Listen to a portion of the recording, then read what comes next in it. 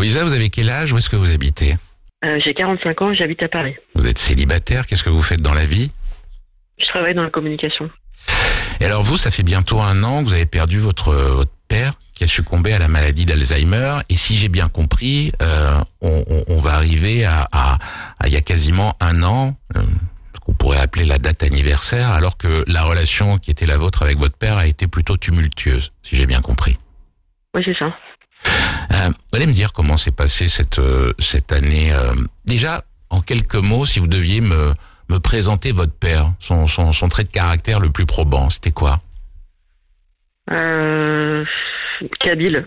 Je pense que ça peut parler à pas mal de gens. J'ai entendu une autrice dire récemment, les Kabyles, c'est comme les Bretons, mais encore avec la tête encore plus dure. Ouais, bon, ça c'est des généralités, mais sur un plan un peu plus personnel, comment vous pourriez me dire, vu de la fenêtre de vous, sa fille, quel homme il était avec vous? C'est quelqu'un qui était très taiseux, alors qu'il aimait beaucoup rire et beaucoup d'humour, mais taiseux dans le sens où j'ai rien su de sa vie, de son parcours, de sa vie avant d'arriver en France, tout ça a été noyé dans le silence. Vous ne parliez pas? Non. Chez nous, dans notre famille, et je dirais peut-être dans cette culture-là, il y a ce truc de ne pas transmettre aux enfants les malheurs, les traumatismes. On parle pas de tout ça, on met un voile dessus. Mais il y avait de la joie quand même. Je sais pas, par exemple à table, en famille, vous étiez combien il y avait d'autres enfants dans votre famille? Oui, moi j'ai 5 frères, donc c'est une grande famille. Bon, alors j'imagine cette table. Est-ce que le soir, il y avait un peu de joie, de l'effusion, ou comment ça se passait? Personne ne mouffetait? C'était vraiment entre les deux, parce que ma mère supporte pas les silences, et mon père, lui, il voulait le silence à table. Donc ça se bataillait un peu entre les deux. Ils s'aimaient, vos parents, vous pensez? Je pense que ma mère a vraiment aimé mon père jusqu'au bout et passionnément. Mon père, j'ai jamais vraiment su, parce que j'ai jamais vu de démonstration d'amour. Ce qui veut pas dire qu'il l'aimait pas, mais en tout cas, il n'y avait pas de geste d'affection devant nous. Alors malgré tout ça, si je vous demandais par exemple de raconter un souvenir lié à votre père quand vous étiez gamine, qu'est-ce que vous sortiriez comme souvenir? Son scooter. Et il adorait son scooter. Oui, mais ça c'est pas son scooter et lui, c'est pas lui et sa fille. Non, son scooter et nous. C'est-à-dire que c'était une fierté pour lui d'emmener ses enfants sur le scooter et de faire une petite balade. Je suis pas sûr que ce soit très autorisé et très très sécurisant, mais on le faisait, et ça c'est un de mes premiers souvenirs avec mon père sur son scooter. C'était quoi, une façon de vous dire qu'il vous aimait? Vous amener sur son scooter? Pensez? Je pense que c'était une façon de nous partager sa joie qu'il avait de cette liberté de pouvoir aller à droite à gauche comme il voulait, sachant qu'il a jamais eu son permis de conduire. Là il retrouvait un peu son autonomie et oui, sa liberté. Il avait eu une histoire compliquée, votre père, quand il était enfant ou plus jeune? Je sais juste que ma mère m'en a dit, donc je sais qu'il a connu la guerre. C'est quelqu'un qui est né en 1941 dans les montagnes de Kabylie, et donc il se réveillait la nuit encore avec des cris, parce qu'il se souvenait de devoir absolument sauver les moutons des Allemands. Alors je suis pas allé creuser pour savoir quand est-ce que les Allemands sont arrivés dans les montagnes d'Algérie, mais ce truc l'a vraiment marqué, parce que c'était sa charge de s'occuper des moutons alors qu'il avait à peine 4 ou 5 ans.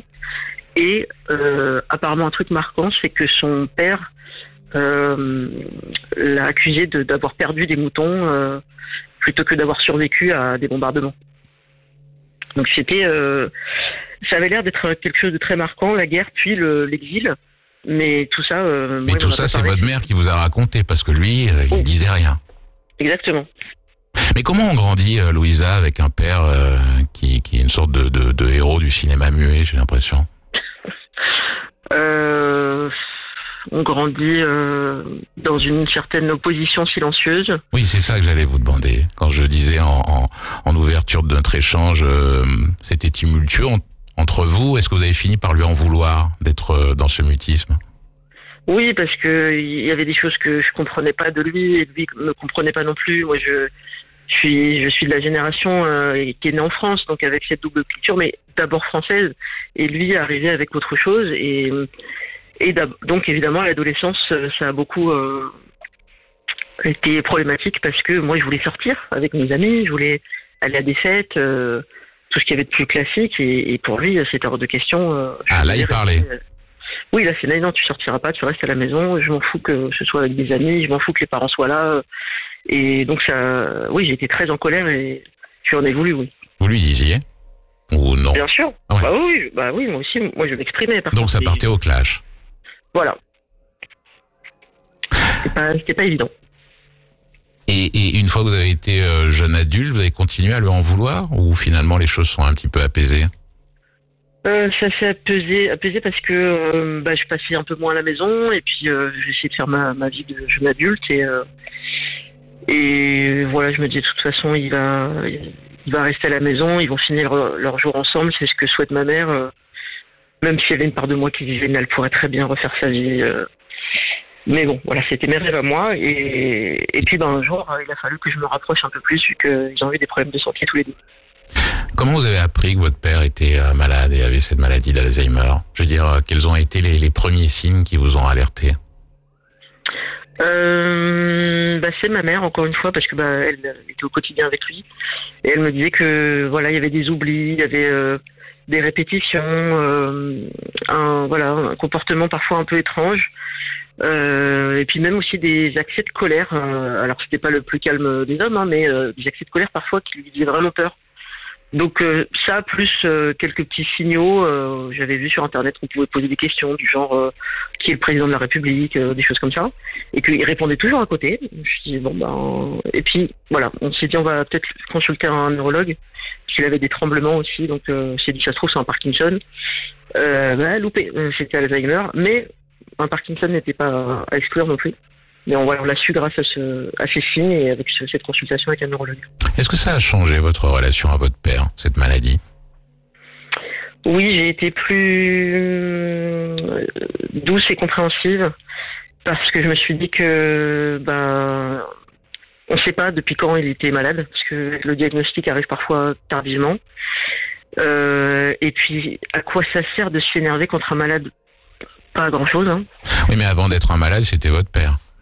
Et visiblement, vous aviez des choses à lui reprocher. Oui, et puis j'avais énormément de questions, mais là, j'ai compris avec ce diagnostic... que vous n'auriez jamais les réponses. Voilà. C'est quoi la question numéro 1 que vous auriez voulu avoir, la réponse que vous auriez voulu avoir et entendre de la bouche de votre père? Moi, j'aurais aimé d'abord qu'il me parle de lui et de sa vie, qu'il prenne le temps de me raconter tous ses malheurs, entre guillemets, et de son point de vue à lui. Peut-être que j'aurais mieux compris pourquoi il était devenu si dur. Est-ce qu'il avait été confronté dans les usines où il a travaillé au racisme, à la violence? Je ne sais rien de tout ça parce qu'il m'en a jamais parlé. Donc j'aurais d'abord demandé papa, c'était quoi ta vie en fait? Pensez qu'il était conscient de la colère qui pouvait être la vôtre à son encontre, justement pour tous ces non-dits?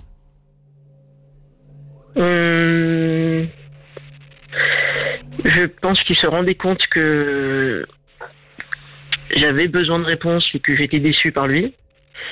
Parce que n'étant pas toujours très douce, au contraire, j'ai pu lui dire qu'il comprenait rien, que les autres pères, parfois, ils étaient plus compréhensifs que lui. Donc ça, c'est peut-être quelque chose qui l'a touché.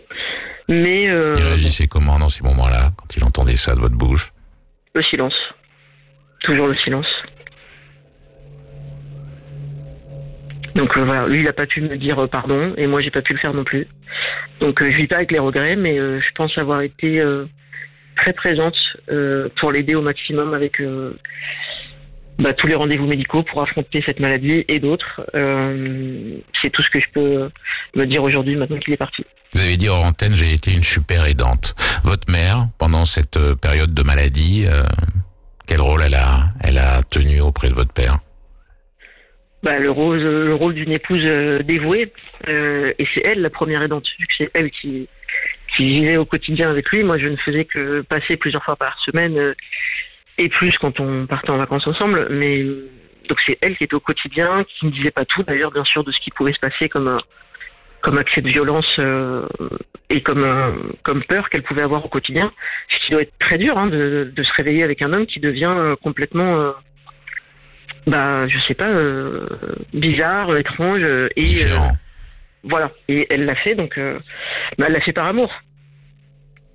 Elle se confiait à vous, votre mère, ces lendemains de jours de crise? Oui, c'est arrivé. Et puis c'est arrivé aussi que avant qu'on sache qu'il était malade, que je lui propose une consultation avec un psy, ce qui est pas du tout dans sa culture, mais là, elle avait vraiment besoin de parler. Parce qu'elle ne comprenait pas que mon père soit si dur avec elle, alors qu'elle-même était en grande difficulté, qu'elle sortait d'une hospitalisation.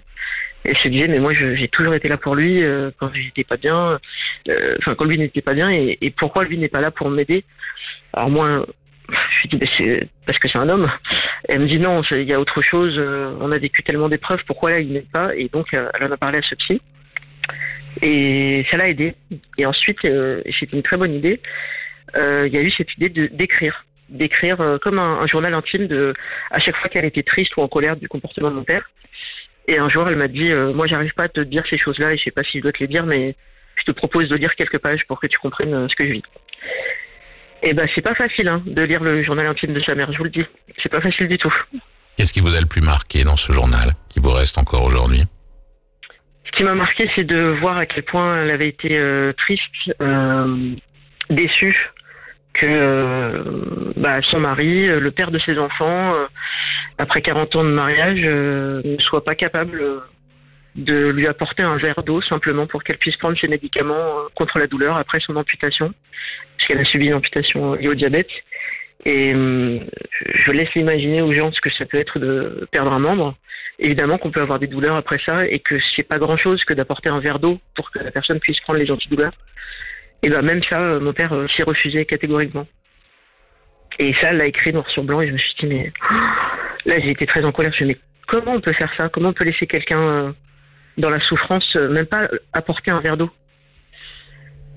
Et je comprenais pas. Du coup, j'ai posé la question à son généraliste qui m'a dit, mais vous êtes sûr qu'il a vraiment entendu? Parce que votre père, il est en train de perdre l'audition, hein. Donc si ça se trouve, elle lui a répété donne-moi de l'eau, et lui il n'entendait rien. C'est peut-être une explication. Et donc oui, la suite de l'histoire, c'est qu'on a fait des tests et effectivement, il avait perdu 80% d'audition. Quand vous parlez de votre père, de ces dernières années de vie, de cette maladie, j'ai l'impression qu'il y a un halo de mystère. De mystère et de non-dit, d'incompréhension. Il y a beaucoup de choses et je sais que c'est quelqu'un qui pouvait être violent verbalement, qui a pu être violent physiquement aussi avec moi, mais surtout avec mes grands frères. Donc c'est très compliqué de pardonner, et en même temps, quand on revient dans une pièce où on a vécu de très belles choses, mais aussi des malheurs, on se sent tendu, le corps réagit en fait. Et les premiers temps, moi j'étais vraiment, à chaque fois qu'il était là, j'étais pas forcément à mon aise. Et puis avec l'âge, avec la maladie. Mais vous êtes une famille nombreuse. Vous avez parlé de votre mère, vous avez parlé de vous, qui avez été super aidante, tout comme l'a été votre mère, et vos frères et sœurs. De quelle manière ils ont pris part à la maladie de votre papa? Alors j'aurais aimé avoir des sœurs, j'en ai pas eu. J'ai des cousines, vos frères. Ouais. Ça, mais mes frères, ils ont plutôt été dans la distance pour certains, d'autres plus présents. Donc en gros, il y a vous majoritairement qui avez été au front. Oui, et puis j'ai pas été toute seule. J'ai eu aussi de l'aide de mes tantes, mais honnêtement, face à la maladie, je juge personne. Il y a des gens qui sont dans la fuite parce que ça leur fait peur. Moi, je pars du concret et j'ai essayé de voir qui pouvait m'aider et à quel moment j'étais toute seule. Non, j'entends, mais c'était juste pour savoir quelles avaient été les forces en action, si je puis dire. Comment vous avez réagi à la disparition de votre père? Évidemment, c'est un drame, évidemment, c'est un deuil, mais dans les conditions que vous me décrivez, il y a peut-être autre chose. Comment vous avez pris ça les jours d'après? Les jours d'après, on est comme dans le tambour d'une machine à laver. Il y a beaucoup de choses à gérer, donc on est vraiment. Enfin, moi, j'étais en pilote automatique. Hein. C'est-à-dire que j'ai pleuré, mais pas tant que ça. Par rapport à qui et pourquoi, mais en fait, j'étais vraiment dans ma mission d'aider ma mère au maximum dans cette épreuve. Si bien que je me suis pas concentrée sur mon deuil à moi. Je me suis dit, c'est d'abord le deuil de maman. Aider votre mère, ça pouvait aller jusqu'où dans les gestes d'affection, dans les gestes au quotidien? Ça veut dire aussi rester dormir à la maison. Pendant un peu plus d'une semaine, maman m'a dit je peux pas rester dormir seule dans cette maison. J'ai peur. Est-ce que tu peux rester dormir? Je dis oui, bien sûr. Mais je veux que tu restes dormir avec moi. Oui, je vais rester dormir avec toi. Non, mais dans mon lit. Ah, là c'est encore autre chose. D'habitude, ce sont les petits-enfants qui demandent à leurs parents s'ils peuvent dormir dans le lit quand ils sont vraiment tout petits. Là, c'était le schéma inversé. Donc vous avez dormi dans le lit de votre maman après la disparition de votre père. Combien de temps ça a duré, ça? Bon, une semaine à peu près, une bonne grosse semaine. Et il y a des choses, des situations qui vous ont vous-même étonné suite à la disparition de votre père? Oui, c'est les mystères du cerveau. C'est le fait que parfois j'oublie qu'il est mort. J'ai l'impression qu'il est encore là. Et donc, alors j'ai eu l'impression, ça c'est normal, hein, les premiers jours, j'ai eu l'impression de le croiser tout le temps. À chaque fois que je voyais un homme qui pouvait avoir sa silhouette, je pensais que c'était lui. Il a pu arriver aussi que je me dise tiens, faut que j'appelle papa pour lui demander son avis sur ça. Bah non, tu vas pas l'appeler, non. C'est plein de choses comme ça, c'est très très étrange. Pensez avoir fait la paix avec votre père. Là, ça va bientôt être un an qu'il est parti. Est-ce que les choses se clarifient avec le deuil? Elles s'apaisent. Se clarifier, non, parce que j'ai pas les réponses et je les aurai pas. Mais il y a une part aussi qui est difficile à exprimer, mais il y a une part de soulagement. Ça, c'est un truc. Il s'est mêlé de culpabilité de comment ça se fait que je suis soulagée. Oui, je suis soulagée. Je vous pose la question. Qu'est-ce qui fait que vous êtes soulagée un an après? Parce que il est parti dans de bonnes conditions. Il est parti dans son sommeil. C'est une mort entre guillemets qui est douce. Il nous avait fait vivre une des pires frayeurs qu'on puisse vivre, c'est-à-dire qu'il avait fugué. C'est ce que font malheureusement parfois des malades d'Alzheimer. Il a fini par rentrer à la maison, à retrouver et on l'a cherché toute la nuit. Enfin, c'était un cauchemar cette nuit-là. Et il est rentré. Je me suis dit mais on va vivre dans cette angoisse tout le temps. Ça va être horrible. Et finalement, il est parti avant de nous faire vivre d'autres angoisses comme ça, avant que la maladie soit vraiment beaucoup plus présente. Et ça a l'air d'être un vrai cauchemar, la fin de l'Alzheimer. Donc, il est parti avant tout ça. Donc oui, il y a une forme de soulagement, même si bien sûr il y a la tristesse et que maman est inconsolable. Je me dis qu'elle vivra pas les violences, elle vivra pas cette difficulté-là. Pensez-vous qu'on devient un bon parent, un bon père, une bonne mère, que c'est inné ou que ça se travaille et qu'on le devient avec le temps? Alors moi qui n'ai pas d'enfant, j'aurais du mal à répondre à cette question, mais je pense que ils ont fait de leur mieux. C'est ça qu'il faut se dire. Et il faut leur pardonner et se pardonner, nous aussi, de ne pas être des enfants parfaits. Lui, je pense qu'il a fait de son mieux aussi avec les bases qu'il avait. Sachant que j'ai su aussi, par la voix de ma mère, que c'est un enfant qui a été violenté toute son enfance, rejeté, qui a perdu sa maman très tôt. Voilà, tout ça peut expliquer un peu le personnage, mais je reconstitue un peu le puzzle avec l'aide de ma mère et quelques informations que je trouve.